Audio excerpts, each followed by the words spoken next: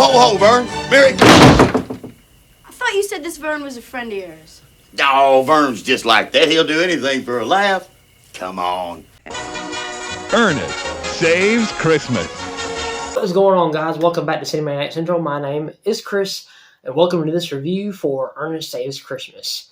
So real quick before I get to my thoughts on Ernest Saves Christmas, just the other day I kicked off my 25 Days of Chris special with Candy Cane Lane starring Eddie Murphy, which is streaming on Amazon Prime. If you haven't checked that out, go check that out. I'll leave a link for my review at the end of this video. So with Ernest Saves Christmas, this is my second favorite Christmas movie of all time. And for me, I think this is arguably the best of the Ernest movies. So with Ernest Saves Christmas, Jim Varney returns as Ernest P. Worrell, who is now a cab driver in Orlando, who picks up an old man who claims he is the Santa Claus and has arrived on a deadline to recruit a new Santa Claus by 7 p.m. on Christmas Eve. He has located a replacement in the form of Joe Carruthers, who is a children's TV show host who he thinks is the perfect replacement for him due to his experiences with kids. And so, unfortunately, whenever Santa Claus gets arrested, Ernest and a teenage runaway must help bail him out and save Christmas before it's too late. Jim Varney is just he was my childhood hero. I grew up watching him, and he's just absolutely hilarious with his just goofy.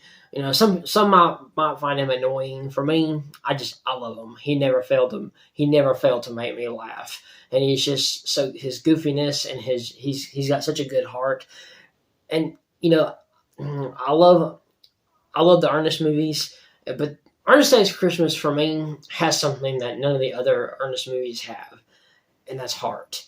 And that's just the core story that it has here. I love the story that it's telling, you know, with the whole thing with Santa trying to find his replacement, you know, to keep that magic going, you know. We also have this teenage runaway who's run away from home, and she's kind of trying to find her place in the world. And so she kind of finds, you know, she kind of meets Ernest and Santa Claus, and as kind of they become kind of like mentors to her and try to figure out get her to do the right thing and everything. So I really enjoyed that. To me, I think aside from Jim Varney, I think one of his best performances as Ernest, I think that Douglas Seale, is an excellent Santa Claus. I think that he is massively underrated. I think his portrayal of Santa Claus is really underrated. I think that it's really overlooked. You know, you have the classic portrayals of Santa Claus, like in Miracle on 34th Street, you know, in the 40s, you know, Edmund Gwynn's performance.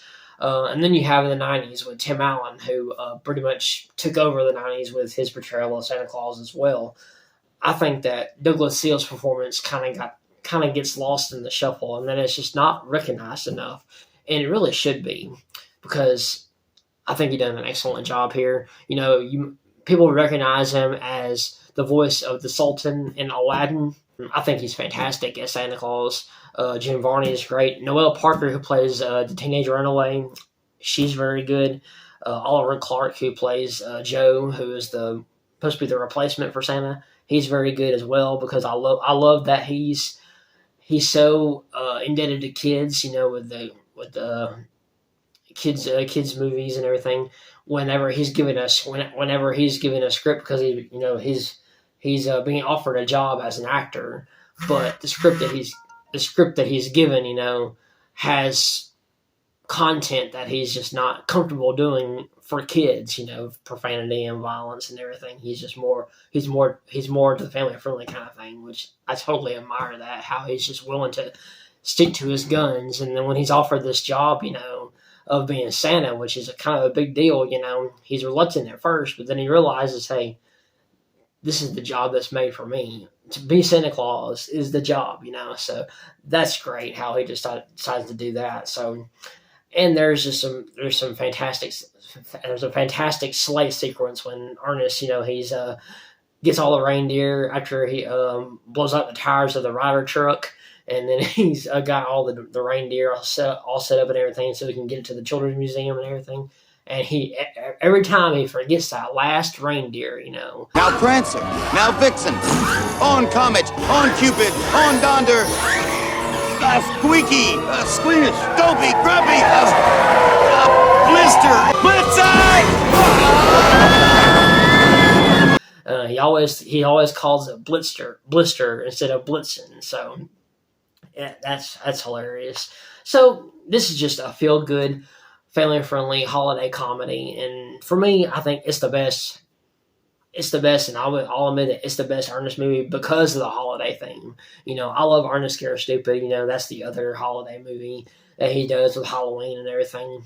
But for me, as much and that's the funniest thing is, I'm a bigger Halloween guy versus a Christmas. I like Halloween more than I do Christmas. But when it comes to these two movies, I prefer Ernest Saves Christmas. I think it's a much better movie with a better story, and it's just a lot of fun, and I love it. Loved it ever since I was a kid, and I love it now as an adult. But yeah, I give Ernest Saves Christmas 4.5 out of 5 stars because it's just so damn good. And so yeah, that's my review of Ernest Saves Christmas. Stay tuned for more reviews coming up very, very soon in my 25 Days of Chris special. Also, if you like this video, don't forget to like it. Subscribe if you haven't already. Comment down below. I love you guys. You guys are the best, and I will see you next time. Happy holidays.